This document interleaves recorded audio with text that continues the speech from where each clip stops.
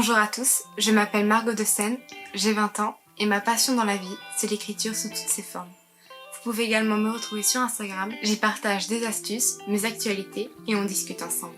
Suite à un vote dans une de mes stories Instagram, vous avez choisi le thème de l'intrigue pour la vidéo d'aujourd'hui. Déjà, mettons-nous d'accord sur les bases. Qu'est-ce qu'une intrigue? Selon sa racine latine, cela fait référence aux problèmes, aux embrouilles. Mais si je devais vous le résumer simplement, je vous dirais que cela représente l'ensemble des péripéties que traverse votre personnage pour atteindre un but ou résoudre un problème. Il y a énormément de théories différentes qui définissent ce qu'est une bonne intrigue. Que ce soit celle de Save the Cat que je vous ai expliqué dans la vidéo sur comment écrire un scénario que vous pouvez trouver juste ici, comme le voyage du héros de Joseph Campbell, comme la méthode en 22 étapes de John Truby, qui a d'ailleurs bien expliqué May, écriture et scénario, d'ailleurs je vous mets sa vidéo en barre d'infos, ou encore aussi la méthode en 3 actes, ou celle uniquement centrée sur le climax, bref. Ce sont toutes des méthodes qui marchent, qui ont fait leurs preuves, mais qui sont parfois trop et mal utilisées. Ce qui nous renvoie à mes vidéos sur les clichés dans les genres littéraires. D'ailleurs, il se trouve que 2 auteurs ont dénombré un certain nombre de types d'intrigues qui reviennent régulièrement. Ronald B. Tobias a trouvé 20 types d'intrigues universelles et George Polti a trouvé 36 situations dramatiques. Pour faire court, cela va de la quête à l'énigme, en passant par la rivalité, la vengeance ou l'aventure. Je vous mets en barre d'infos encore une fois des documents ou des liens ou des vidéos qui expliquent tout ça. Je ne vais pas le faire aujourd'hui parce que ça a été fait de nombreuses fois et que j'avais d'autres choses dont j'aimerais vous parler. En fait, je me suis dit que ce serait plus intéressant pour vous si je vous disais quels étaient les 10 points que je trouve essentiels pour faire une bonne intrigue. C'est parti! Voici le point de départ à tous les romans, vraiment tous.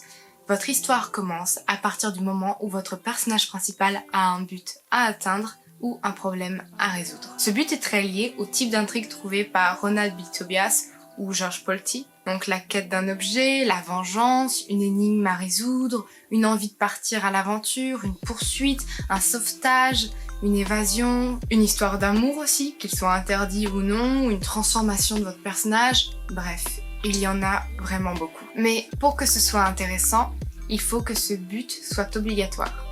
Je m'explique. En fait, votre personnage ne doit pas avoir le choix que de l'atteindre parce que les conséquences en cas d'échec sont bien trop lourdes pour lui. Bien souvent, ce but lui permet d'éviter de mourir, de souffrir, d'être malheureux ou lui permet de protéger quelqu'un qu'il aime. Plus les conséquences sont lourdes pour votre personnage, plus il va se sentir obligé d'atteindre ce but. Et donc plus c'est intéressant pour nous en tant que lecteurs parce qu'il n'a pas d'autre choix. Deuxième point, je sais que ça va vous paraître un peu étrange, mais pour qu'une intrigue marche, elle a besoin d'une histoire. Et là, vous vous demandez peut-être quelle est la différence entre une intrigue et une histoire. Eh bien, sachez qu'elle est fondamentale. L'intrigue, c'est un peu votre squelette. Ce sont les événements qui se passent dans votre roman. L'histoire, c'est tout ce qui l'entoure et tout ce qui le rend humain. Ou du moins, dans notre cas, lisible. Prenons l'exemple de Hunger Games. Une adolescente de 16 ans doit participer à un jeu télévisé où, pour survivre, elle devra tuer d'autres adolescents. Bien, nous avons le quoi, le où, le comment, et c'est un peu votre intrigue. L'histoire, c'est le qui et c'est le pourquoi. Le qui, c'est Katniss, une personne, un personnage, donc tangible, et le pourquoi, c'est parce qu'elle veut sauver sa sœur. Et donc notre intrigue marche en tant que sacrifice. Sauf que ce serait un roman de sacrifice comme les autres s'il n'y avait pas le personnage de Katniss et ses envies et ses choix. C'est ça l'histoire en fait. Sans bon personnage qui fait de choix, votre roman n'est juste qu'un squelette où il manque un peu l'essentiel et pas différent de tous les autres qui ont utilisé la même intrigue. En parlant de personnages, nous arrivons au 3e point qui est essentiel pour faire une bonne intrigue, l'évolution. D'une manière générale, tout ce qu'il se passe dans votre roman doit changer votre personnage ou sa vision du monde, en bien ou en mal. C'est pour ça que votre personnage principal ne peut pas être une Marissou, un personnage parfait à qui tout réussit. Non, vous devez le mettre en difficulté et cela à cause de ses défauts. Par exemple, je prends le cas du roman que je suis en train d'écrire.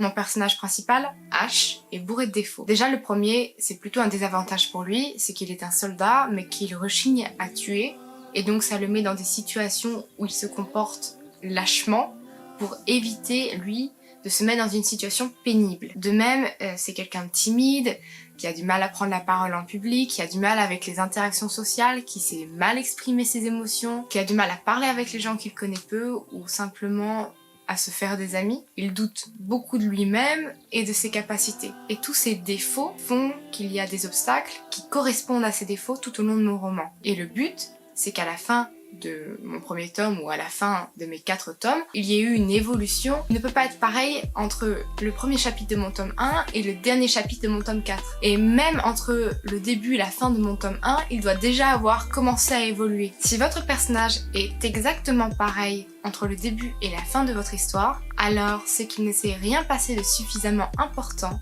pour qu'il change, tout simplement. Bon, continuons notre intrigue avec le 4e point, qui est tout aussi important que les autres. En fait, ils sont tous importants, donc je vais arrêter de dire ça. Il s'agit de la rationalité. Je l'avais rapidement évoqué dans ma vidéo sur la relecture, mais je vais le répéter ici.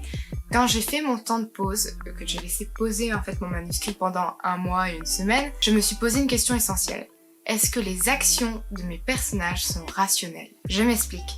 Comme nous venons de le voir un petit peu plus tôt, votre histoire commence parce que votre personnage a un but à atteindre ou un problème à résoudre, avec des conséquences plus ou moins importantes en cas d'échec. Toutes ces actions sont tournées vers la réussite de ce but, sauf en cas de dissonance cognitive. Pour faire court, la dissonance cognitive, c'est quand vous savez que quelque chose est mal, mais que vous le faites quand même.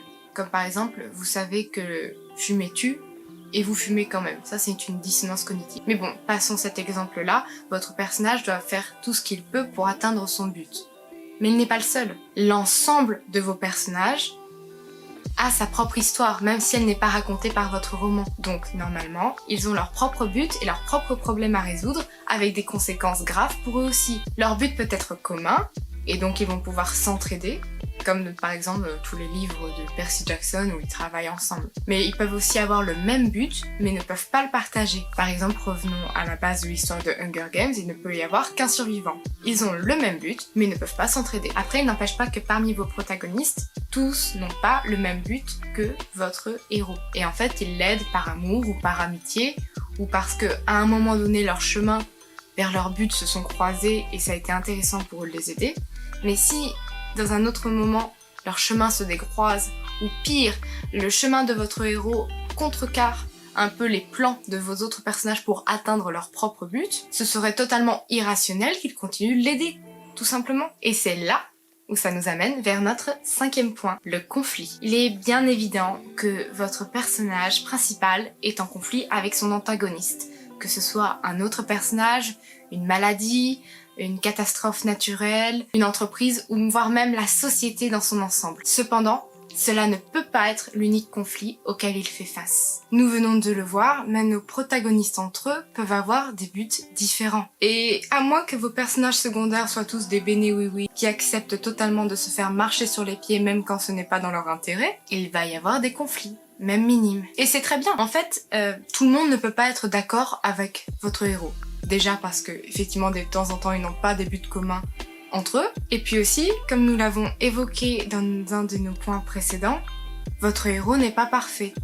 Il a des défauts qui lui créent des obstacles. Et l'un des obstacles, ça peut tout à fait être le fait d'entrer en conflit avec d'autres protagonistes parce qu'il a fait une erreur, tout simplement, parce qu'il est humain. D'ailleurs, en plus des conflits avec les autres, il est toujours intéressant que votre personnage principal ait des conflits internes, que ce soit dû à sa moralité, à son histoire ou à ses défauts que l'on a évoqués un petit peu plus tôt. Et tout ça, en fait, ce conflit interne va l'entraver dans sa vie et dans ses quêtes et dans ses péripéties, peu importe lesquelles, et vont faire qu'il a du mal à aller vers son but. Les conflits me permettent de faire une magnifique transition vers le point suivant, les intrigues secondaires. Imaginez votre intrigue principale comme une flèche, même si elle est de temps en temps barrée par des conflits, des obstacles, etc. C'est déjà pas mal pour remplir une bonne partie de votre roman, mais ce n'est pas suffisant. Si vous voyez votre flèche principale avec netteté, il ne faut pas oublier qu'il va y avoir des plus petites flèches secondaires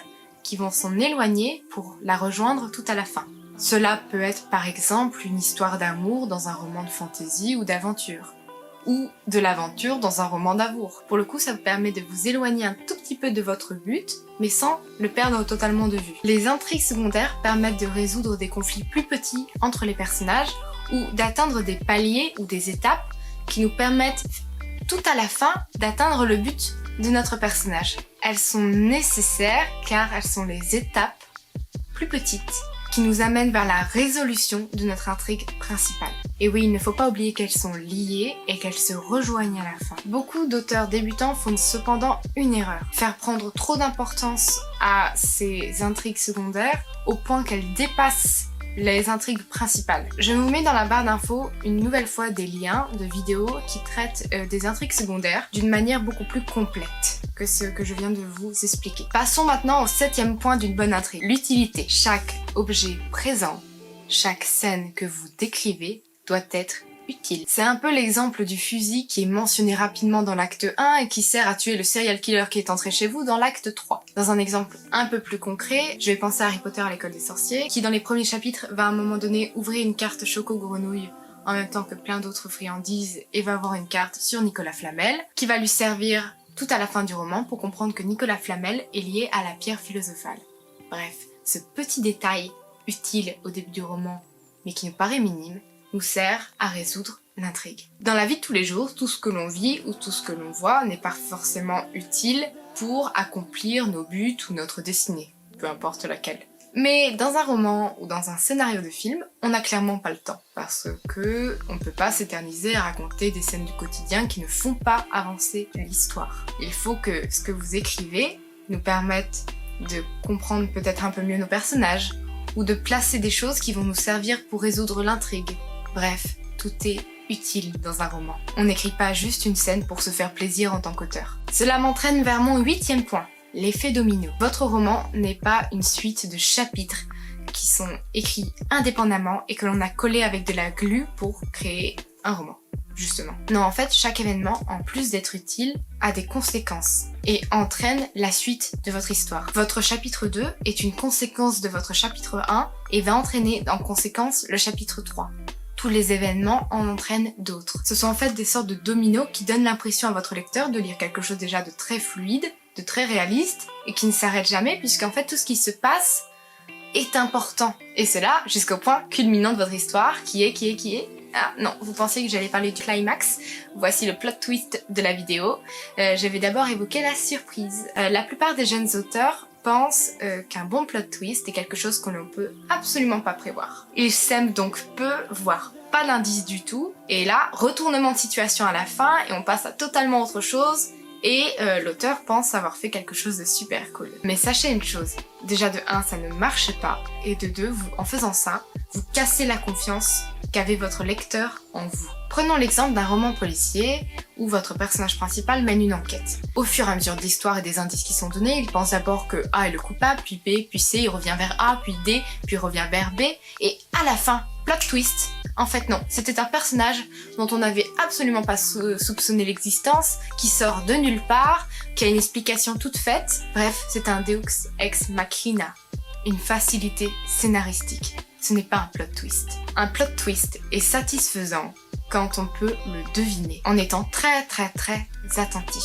Il faut que l'auteur puisse laisser des micro-indices, comme une carte choco-grenouille en début du roman, qui paraissent inutiles au moment où on les lit, ou bizarres, ou on ne les comprend pas tout simplement, et en fait, il désigne le bon coupable, ou la bonne solution, ou le plot twist qui va arriver justement. Un lecteur attentif, curieux, qui, imaginons, a envie d'imaginer votre roman, et note tous les points qui lui semblent importants, doit pouvoir deviner votre plot twist. Mais le but, pour que ce soit réellement une surprise, parce que c'est intéressant de créer quand même de la surprise pour votre lecteur, c'est de faire en sorte que votre personnage principal ne soit pas du tout focalisé sur les événements qu'on a mentionnés, qui sont bien là, mais totalement concentré vers autre chose, ce qui fait que naturellement votre lecteur va se concentrer dans la même direction que lui. En fait, votre plot twist, c'est de dire que vous offrez une vision 360 à votre lecteur, mais que votre personnage ne peut voir que à 180 degrés, et que dans les 180 degrés, il ne se concentre que sur 90 degrés. Ce qui fait que même si vous offrez toutes les possibilités, votre lecteur ne les voit tout simplement pas parce que votre personnage ne le voit pas. Peut-être qu'il est concentré vers le climax par exemple. Voilà, nous arrivons au dernier point. Vos péripéties deviennent de plus en plus importantes, les obstacles de plus en plus difficiles, les conflits de plus en plus nombreux.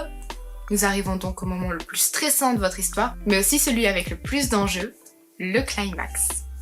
situez plutôt vers la fin de votre roman, parce qu'il serait dommage de le situer tout au début, quand même, ce serait un peu ennuyant du coup par la suite. Il est le résultat de tout ce que vous avez positionné tout au long de votre roman. Et il doit être attendu par le lecteur. Ça peut être une confrontation avec l'antagoniste, aux deux personnages principaux qui se révèlent enfin leurs sentiments, ou une grande bataille finale, bref, peu importe. Cela dépend de votre genre de roman. Nous avons deux types de climax qui sont très liés.